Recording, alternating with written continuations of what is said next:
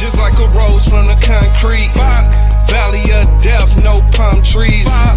Yeah, how it works, that's what I speak. Trying to revive the dead like an IV. Just like a farmer, I just plant seeds. Till the harvest right and let the Lord reap. They strung us up and hung us on trees. Now we get the earth and the seven seas. Kingdom seekers heavenly. Gospel what I'm peddling. When you at war, ain't no need for no pleasantries. How y'all doing right here? Y'all was sitting here listening, patiently waiting, just listening. How y'all feel about black people being the real Jews? So, when you, all right, where you from? New York. I mean, you should know though. You got all type of Israelites in New York, right? So y'all both from New York though, right? American black parents, Haitian, Caribbean, so Trinidadian, right? So when you look at, I mean, it's in y'all music, right? That you guys are the children of Israel. But let's prove it with history now, right? Prior to America, where did the Caribbean people come from? Where? What part of Africa? West Africa, right? So West Africa, these people lived over here. But prior to a certain period of time, nobody lived in West Africa. You can't prove civilization, you can't prove archaeology, you can't prove anything lived in Africa prior to us moving there, right? So if we are in West Africa, think about geography now, right? If we are in West Africa, and nobody lived over there prior to us being there, which is around 300 AD. Where did we come from? We had to come somewhere from the east, right? So if we came somewhere from the east, right, we obviously, through that travel, lost our identity. And through that travel coming to America, we lost it even more, right? So if you look up historical events, we had a time period where the Romans ruled the Middle East. But there were people living in the land of the Middle East prior to us, you see what I'm saying, getting kicked out. And there was the Phoenician people, right? The Phoenician people were Canaanites. They lived amongst the Israelites, right? And they all spoke what? Phoenician Hebrew, right? So if the Romans came in and kicked them folks out their land, where could they go? West. So you see where I'm getting at in history now? So we are the real Jews, brother. We go back to the 12 tribes of Israel. Specifically you, the tribe of Benjamin. That's right. Right? Tribe of Benjamin, the same tribe Paul came from. Right. See what I'm saying? Paul came from the tribe of Benjamin. But when you do the history, you got the precept? Come on. So when you do the history, Benjamin go back to that, West Caribbean, what's a Benjamite West African tribe? Ashanti? Yeah, the Ashanti tribe, right? When you go back to the Ashanti and all these people, different tribes in the Igbo and things of that sort, you see Judah, Benjamin, and Levi living amongst the people of the West African nations, right? Watch this. Book of Micah, chapter 4, and verse 10. Be in pain and labor to bring forth, O daughter of Zion, like a woman in travail. For now shalt thou go forth out of the city, and thou shalt dwell in the fields. So it said we will go out of the city and dwell in the fields, right? When we left the city, Jerusalem, right, the Middle East, we had to just go into a land in the fields, right, where you pass in the whole desert. And on top of that, it ain't nothing but nature on that side. So it's showing you that there's no civilization or people who's living in West Africa prior to us getting there, getting kicked out of our land. The moment that we got kicked out of our land, you got to look up a historic event called the Roman-Jewish Wars. The Roman-Jewish Wars is what led us to go to West Africa because we lost that battle between the Romans. So when you're looking at that, it said, this is in prophecy, right? This is prior to Christ even existing, right? That we would get kicked out of our city due to our disobedience to God, right? We would get kicked out of our city and have to go live in the field. That's West Africa, right? So check this out. Give me Leviticus 18. This is what caused us to get kicked out the land, right? Start at verse 3, then go down to like 27 or something like that. I ain't gonna lie, I'm rocking with that, brother. I'm rocking with that. Right? 18 and 3. Leviticus chapter 18, verse 3. After the doings of the land of Egypt, wherein ye dwelt, shall ye not do. And after the doings of the land of Canaan, whither I bring you, shall ye not do. So he said, 2 places you should not do after the people that live there. Egypt and Canaan, right? She didn't die. But look, Egypt and Canaan, right? Egypt, we're doing all of these things that we see in the rest of this chapter. I'm not going to name them because they're very vile and disgusting, right? But you can go read Leviticus 18 yourself and see the things in which these people were doing, right? But like I said, I don't want to read it right now because it's hella vile and hella disgusting, right? But go down to where it says that the land spew you not out.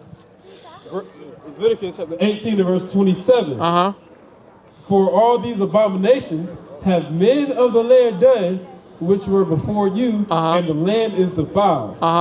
That the land spew not you out also, when ye defile it. So it said that the land spew you, basically kick you out as well. So because we ended up still doing what he told us not to do, which is follow after the other nations in the land that we live, we got kicked out of that land for our disobedience. That was the Most High's only agreement, was to keep these commandments and these laws, and then you'll be the greatest nation on the earth. But next thing you know, we in the Caribbeans or in New York, you know, being subjugated to white people.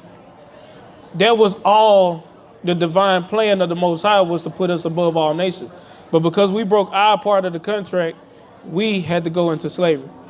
Right? Give me Jeremiah 17:4 right quick, man. Jeremiah 17:4. Yes, sir. So I speak with a lot of conviction about black people usually being the original Israelites. Yes, sir. About God, all of your proof comes from the Bible. How do you know that you can trust that book when it's been through so many hands, so many translations, so many different people have had their mind in that book? So check. How can you still use that as a primary source? Listen to what you just said. Yeah. What was my primary source prior to me going to the Bible? History. So is that my primary source? Yeah, but then when you have them read from the Bible, how do you know that you can trust the words that come from the Bible? Because I speak Hebrew. Because you speak Hebrew? Yeah. Shalom, Anishma. Shalom. How you doing? I can read Hebrew, but I can't speak it. Like if you wrote it, I can say it. You can say and it, I can understand it. But you don't know what it means. But no, I know what it means if I see it. But I don't speak. Means I speak a little bit of Hebrew. But no. Look, what I'm saying is, if I read it, like if we pull up this Masoretic text right now, right? Yeah. Let me show you. I can actually read it to you. You see what I'm saying? Yeah. But as far as hearing it, I can't do it. It's the same way with Spanish with me. I can't hear it. You see what I'm saying? But I can, you know what I'm saying? I can show you that I can understand it by reading it. You see what I'm saying? I understand the reading. So you go back. But I also speak the Phoenician pronunciation, not the Yiddish. Okay. So you just spoke Yiddish.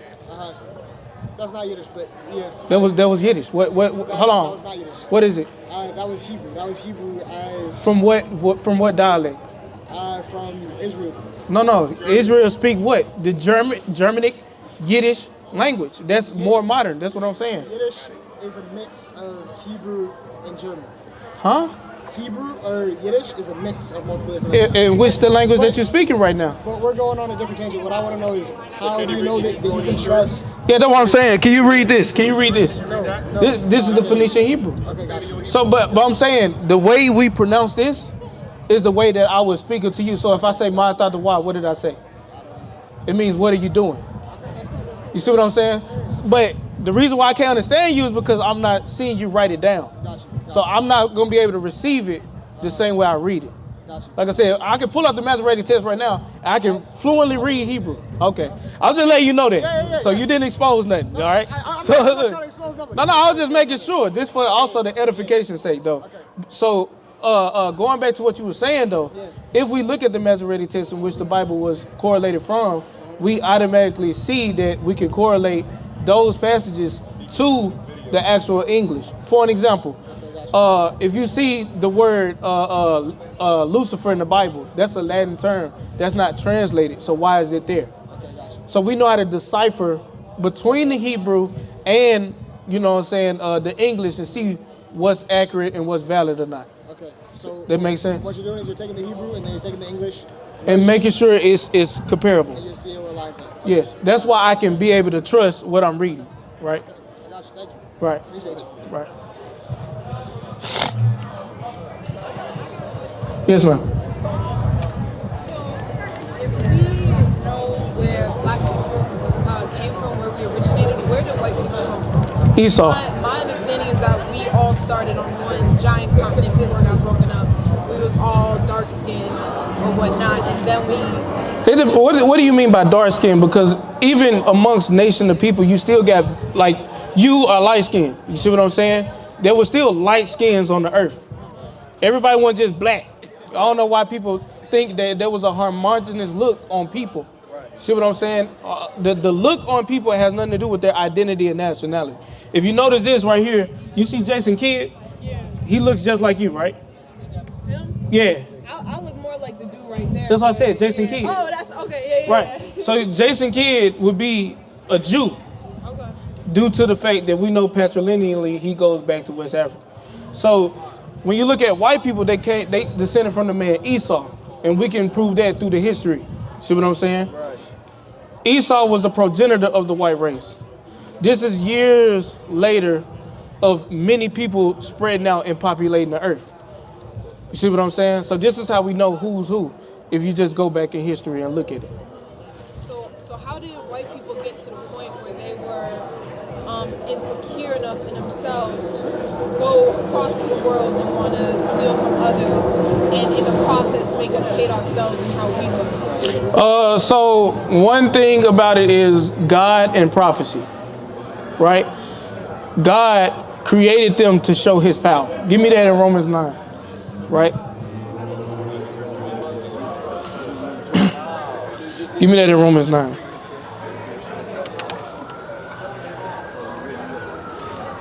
The fingers cold. I'm about to give y'all a break in a minute. Nashara, you gonna come up next, and 13? Isaiah. 13? Yeah. No. 27. 25. Watch this. This is gonna answer your question. Verse 25.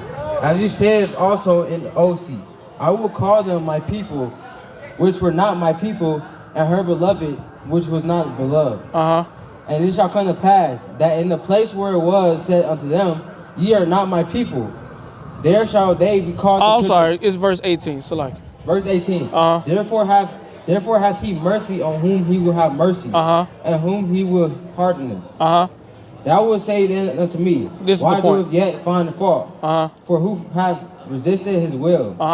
Nay. So it said, who has resisted his will? This is the point of your question, right? You said, why did they do that? Why did they gain all of that to do what they did on the earth? It's because it said, this is the Lord's will, and they can't resist it. He made them to be evil on the earth, right? Go ahead. Nay, but O man, who art thou repliest against God? Shall the thing formed say to him that formed it, why hast thou made me thus? Have not the potter power over the clay of the same lump to make one vessel unto honor? So he made one vessel to honor, and another unto dishonor. And another to dishonor. So when he created our ancestors, blacks and white people, he created our ancestors as twin, but he said these are going to be two nations, right? One was chosen and the other one was basically not chosen. He said one shall serve the other and the other one shall be stronger than the other. He said we will be stronger than them and they're going to have to serve us, right? But that was after the blessing that he gave them. See what I'm saying? This will happen after their blessing. Watch this, read. What if God, willing to show his wrath and to make his power known? So he said he was willing to show his wrath and make his power known. So this is the reason why he made this. This is basically a movie of God that's playing out right now. See what I'm saying? Where he made white people to be what they be, to do what they do, just so he can show his power and throw it all down.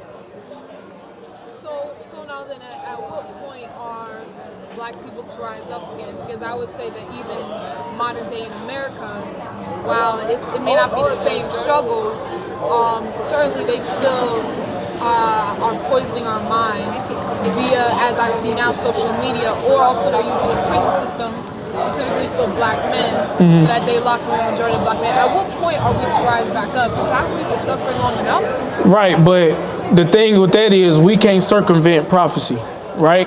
As you're seeing things that's going on in the earth, it's all prophesied for our salvation. I'm going to give you 4 examples.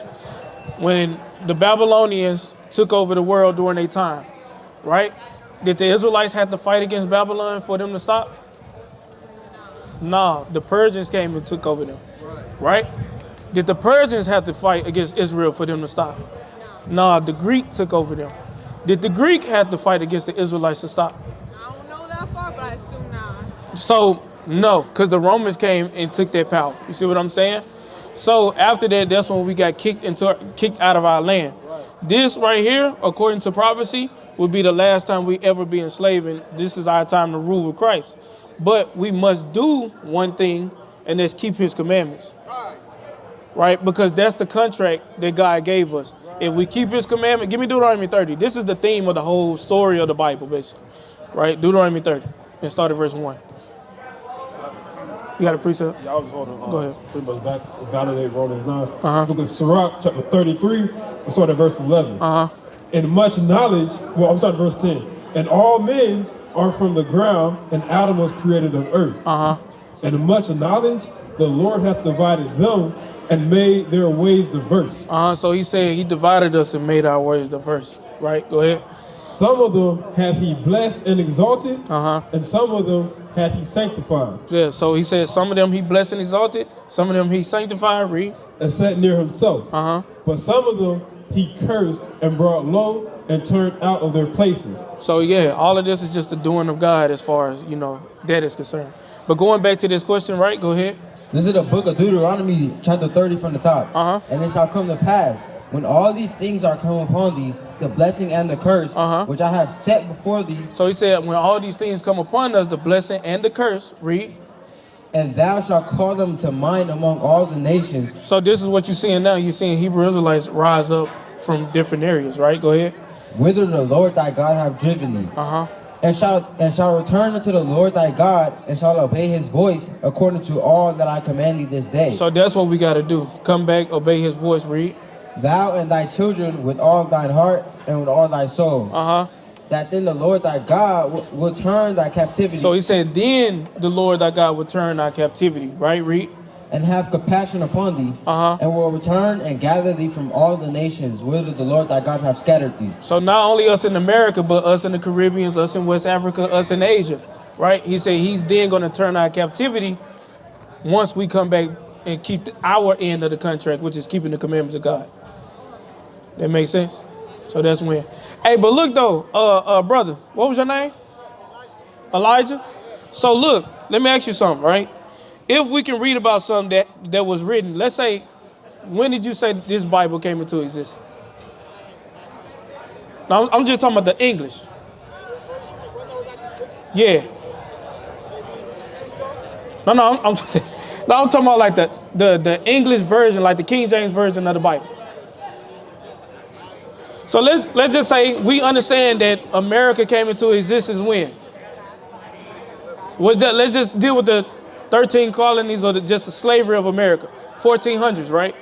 So obviously, a couple hundred years after that, the King James Version is now a thing.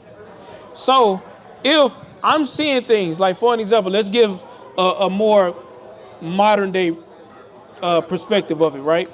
Let's say if in 2 minutes, let's say if you're still here for 2 minutes, right?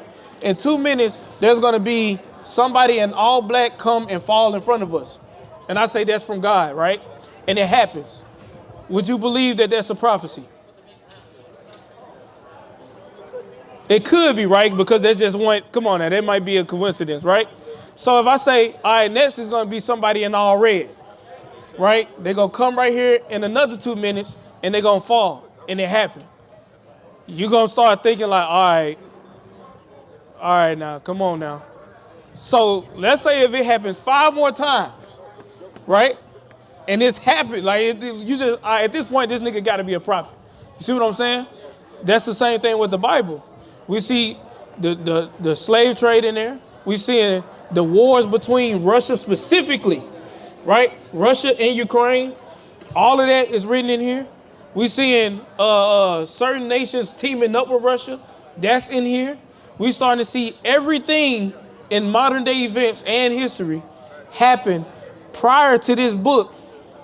Well, it was spoken, but it happened after this book was written. You see what I'm saying? Even in English, right? Like we ain't even going all the way back to the Hebrew documents. We talking about in English, none of these things happened as far as World War I and II and all those things. None of these happened until after this book was already written. So this is why I personally believe in it and can trust in it, because even in that, we starting to see that obviously God is dealing with this book.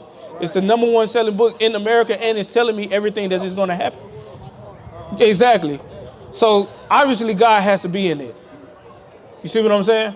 So that's a food for thought. Like, just check out the prophecies in it, and maybe you'll have a different understanding. Like, damn, okay, obviously we are the Jews. You see what I'm saying?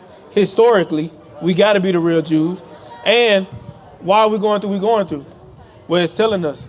It's telling us verbatim all our problems in the houses as black people. Single parent household, mass incarceration. All of this is written in one chapter. So why would I not believe it? See what I'm saying?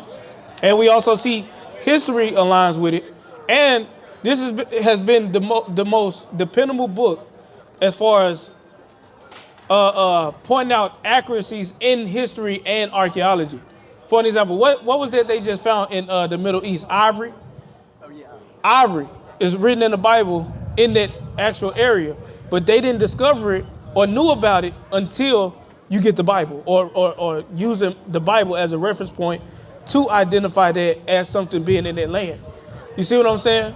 Even when you're dealing with the Greek, the Maccabean period, we really don't have many historical records of what happened during the time of Greece and in their reign, and Alexander and things of that sort. But we do see Daniel talking about it before he even come into power. He mentioned Alexander the Greek in prophecy during the Achaemenid dynasty, right? The Achaemenid dynasty was the Persians. You see what I'm saying? But yet, how did he know about Alexander coming and whoop their ass? You see what I'm saying? Obviously, it's like, all right, bro, come on. So prophecy is the biggest thing. You see what I'm saying? That you got to look at, because you can't deny it. Just like I said, if that happened 5 times, all right, bro, like, I'd be dumb to not believe this man not sent from God. See what I'm saying? So that's all, bro. That's just a food for thought, bro.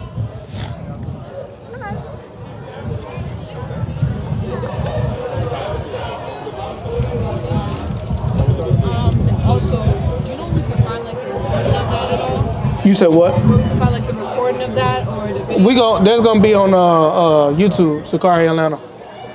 Yeah, if you get a flyer from bro, all of the information. Yeah. Appreciate you. Right?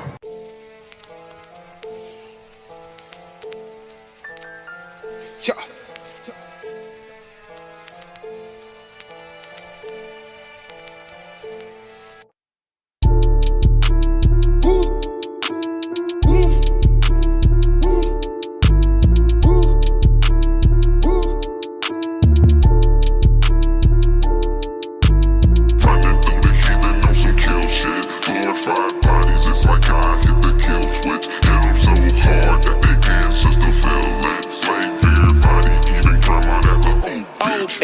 Safe, feed them judgment all day. Ain't for black parades, put the rest in the cage. They say Jesus say they ass just for slaves. Beat them so hard, had them crumping like the bay. Make it a heaven, an altar.